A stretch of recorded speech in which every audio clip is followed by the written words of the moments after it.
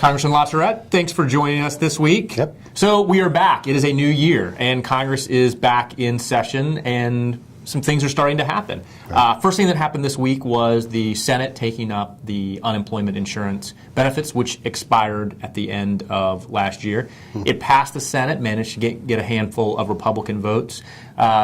It seems pretty much like it's going nowhere in the House. Is that the case? What do you think? Well, actually, what started out as a pretty good week for those who needed an extension of unemployment benefits is not turning out to be such a good week. It did have momentum in the Senate. A number of Republicans agreed to move forward with debate, but now it's mired down into the traditional argument that we have here, should it be paid for, and that's the Republican position. And then what's the pay for going to be? And so I don't know that final Senate action is actually, concurrence in the Senate is actually going to be something that's going to be possible. And if they don't come up with a pay for in the Senate, it's not happening in the House at all.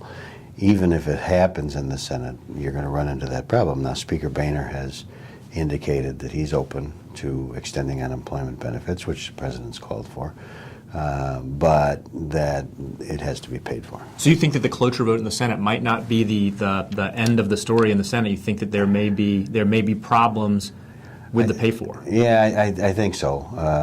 It's based upon a bill, bipartisan, Dean Heller, Republican of Nevada, and Jack Reed, Democrat of Rhode Island.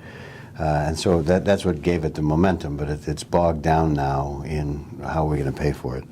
And I don't know that either side's going to be able to come up with a pay for that's going to be acceptable to the other.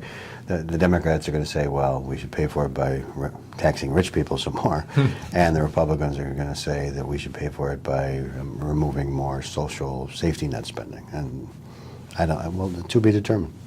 Well, another issue that we talked a lot about last year was immigration, and we had gotten to the point where it looked like maybe immigration was dead. We had seen a bill pass in the Senate, and things kind of ground to a halt in the House, and now there seems that there has been kind of renewed optimism, somewhat tempered, but a little bit of a renewed optimism, and it sounds like Speaker Boehner is going to be unveiling some reform proposals, some kind of basic, points. What are your thoughts? Do you think we're going to get a chance to get this? Maybe. Don't hedge on it. No. Speaker Boehner has done a couple of things. He's brought in a staffer who has raised the hackles of some conservatives because he's known for wanting to work towards an immigration piece of legislation. It's also been reported that next week, as early as next week, the Speaker will unveil some principles, not necessarily legislative ideas, but principles that he could get behind in an immigration legislative vehicle. But, as always happens, you also have a group of House members who have now written to the President and said that comprehensive immigration reform is anti-worker, it's anti-African American, it's anti-middle class, and anti-business. And so you're going to have this group dug in, as you've had in the House, and to be determined. But the fact that the Speaker has signaled, here we're going to announce some principles, maybe we can rally around those things and get the incremental stuff, and the administration, you may remember at the end of last year, said, okay, maybe we can work with you to do incremental rather than comprehensive. It's like when you go camping and you start a fire and the wind's blowing and you got to hold your hands around it to keep the flame going. That's about where we are. That's where we are. Well, it seems like more broadly that Speaker Boehner has been more willing to kind of push the envelope. I think further than a lot of folks who have been, Hill watchers have expected. Do you expect to see more of that from him? I do. Again, at the end of last year on the Ryan Murray budget proposal, he called out some of the conservative groups here in Washington, D.C., and his patience seems to have run its course. And I think he will attempt to be more aggressive. We'll see what the pushback is. Well, speaking of Ryan Murray, we were all excited. We actually got a 2-year budget. Oh, my God. Yeah. Things seem like they might be returning somewhat to normal. Yeah. And then, of course, the hard work had to be done of actually writing these appropriations bills. Where are we in that process? It's still going okay. And if you look at 12 appropriations bills, I think 6 of them, as I last read, have been buttoned up. We have some agreement. They would then be merged into something called an omnibus, which is rather than passing each individual appropriations bill, you pass 6 of them together, 8 of them together.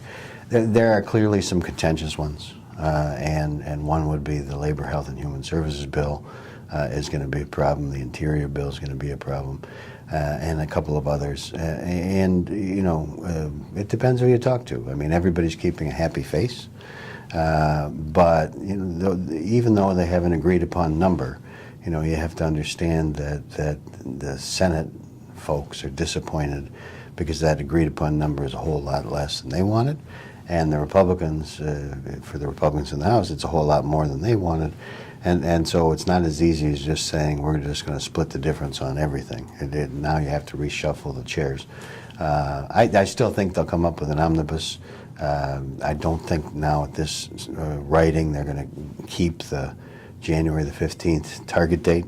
There's a lot of talk about that it has to slip by at least 72 hours, and so to be determined. We'll talk about it more next week. Well, and one of the things related to that, it seemed that both the chairman in both the House and the Senate wanted to keep these contentious policy riders that we see added to a lot of bills, keep them to an absolute minimum, trying to keep everyone focused on just getting these appropriations bills through. How successful do you think that effort is going to be? I think they're doing okay, but there's still a long way to go to the finish line, and I think you have a greater chance of that in the Senate, which doesn't have real rules when it comes to this stuff, and any senator can sort of just lob a grenade over the wall. But they've done a nice job, and again, they've linked arms to this moment in time. They are continuing to say that we're going to get this done, and so. But again, to be determined. Beautiful moment of bipartisanship. Yes, almost. And finally, the last thing I want to bring up to you, we have a new chair of the Federal Reserve, actually our first chairwoman of the Federal Reserve. Right. What does this mean? Is this business as usual? Should folks think that there's going to be a change in our monetary policy?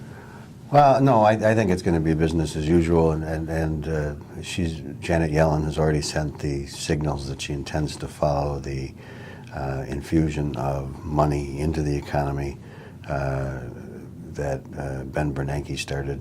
However, having said that, the minutes of the last meeting, and she wasn't the chair yet because she was just confirmed, but the minutes of the last meeting of the Fed have just been released, and it indicates that they now think, as they look at 48,000 jobs being created last month in manufacturing and a bunch in other than service sector, that the economy may be moving in the right direction, and there's not that need to pump $85 billion a month into the economy. And so far, the stock market hasn't reacted wildly, but I think anybody that's looking, at least in the short run, for some wild change in Federal Reserve policy as a result of Chairwoman Yellen being confirmed by the Senate, probably not. All right. Well, it's good to have you back this year, and look forward to talking to you going forward. Me too.